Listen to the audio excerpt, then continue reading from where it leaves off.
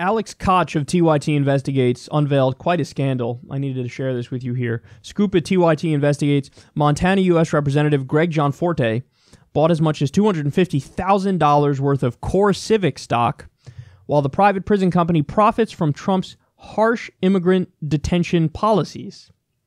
The second richest member of Congress made a six-figure purchase earlier this year of stock in a major private prison company that's profiting handsomely from increased immigrant detention under Trump administration policy, federal records show.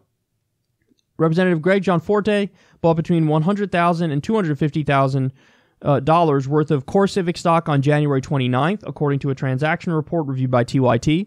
1 month earlier, Greg Gianforte had unloaded Core Civic stock in the same value range. The Core Civic Political Action Committee donated $1,000 to Gianforte's campaign on December 12, 2017. 2017 was Core Civic's best year on record regarding contracts from Immigration and Customs Enforcement, having brought in $135 million from the agency. The company is now on track to beat the total from ICE contracts by the end of the year. Now, I think it should be pointed out first and foremost that ICE is accused of literally doing slavery. And where is their slavery happening? At private prison detention centers.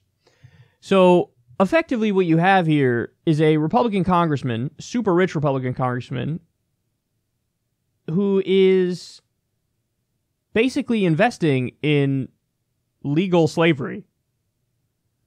Now, who knows what's going on behind the scenes here as well and how this corrupt move took place? Did Donald Trump give a heads up to his buddy? Like, hey man, just to let you know, we're going to do this big contract with this private prison group. So if you want to invest in this private prison group, well, you're going to make a lot of money when we give them a whole bunch more money. So this smells fishy, to say the least. And by the way, this guy has a track record of being loathsome. He's the body slammer. This is the guy who, like, a week before the election, maybe even a night before the election, I don't remember, body slammed a reporter, assaulted a reporter, and got away with it.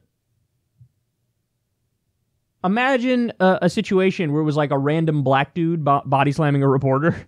That dude would be in jail for at least 5 years. But Greg Gianforte, a rich-ass candidate at the time, now Republican congressman, body slams a reporter. Just a little slappy slap on the wrist, and you move along.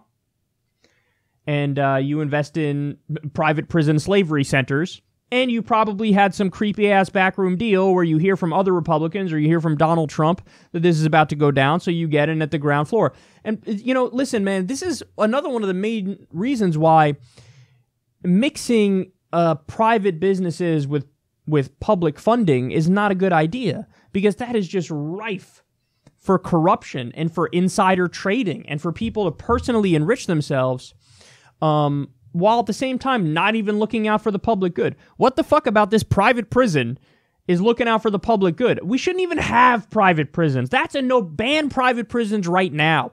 Throughout history, people have always understood that you can't have a perverse incentive structure when it comes to certain industries. You know, one of those industries is the military, by the way. You can't have mercenary armies because then you'll have little pockets of warring factions within the country that are not tied to any government. They're just tied to individuals or they're tied to money. So that's a problem. There's a structural problem with that. You can't have mercenary armies running wild. By the same token, you can't have private prisons because then you've just put a financial incentive on locking people up. So what happens if nobody is really, violating the law in a given year? Well, the private prison lobbyists will lobby the politicians to make more things illegal so they can get more asses in more beds and make more money. It's a simple incentive structural problem that sets up a perverted system. So it is just absolutely crazy that we're looking at a situation where a Republican congressman is investing in private prisons, making a tremendous amount of money, and oh yeah, by the way, those private prisons also allegedly have been doing slavery, and a court heard, this complaint and ruled this has merit enough to move forward. So there appears to be some forced labor going on at these places. And Greg Gianforte is happy because he's getting rich, and he probably heard about it beforehand, which would technically be illegal, but I won't hold my breath for him to be brought down. He's rich, he's powerful, and he's a Republican, so he'll get away with it.